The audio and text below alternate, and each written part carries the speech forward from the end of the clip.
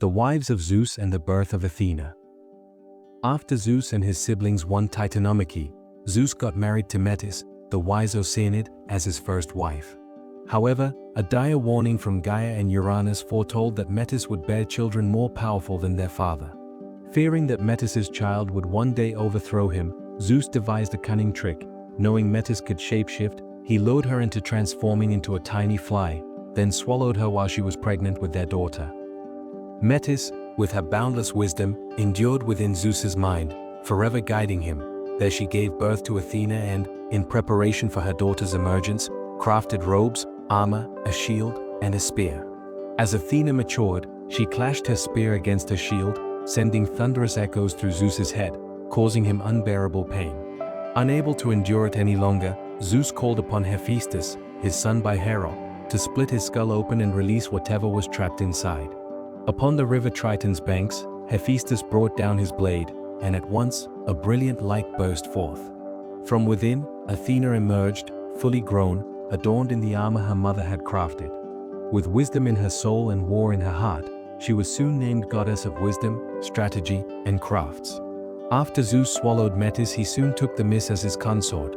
Themis was not just a wife, she was Zeus's advisor, helping him establish order in the world after the chaos of the Titanomachy. From their union, he fathered the Hori, or Hours, the goddesses of the seasons, and the Moirai, the Fates, who spun, measured, and cut the threads of life, determining the destiny of gods and mortals alike. But Themis was a titan of divine foresight, knew her time beside Zeus was not eternal. Zeus was destined to marry another. And so, she stepped aside, making way for the one who would become the queen of Olympus. Though Themis had been a wise and dutiful consort, it was Hera who was meant to be Zeus's queen. But winning her was no easy feat. Unlike his previous wives, Hera resisted Zeus' advances. She had no intention of being just another conquest in his long list of lovers. So, Zeus devised a cunning trick.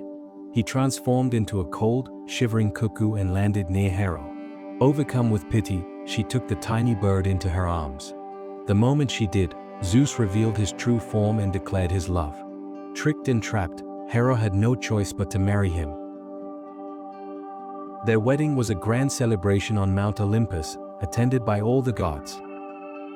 The Hesperides, the nymphs of the evening, presented Hera with a golden apple tree, which would later become the legendary garden of the Hesperides.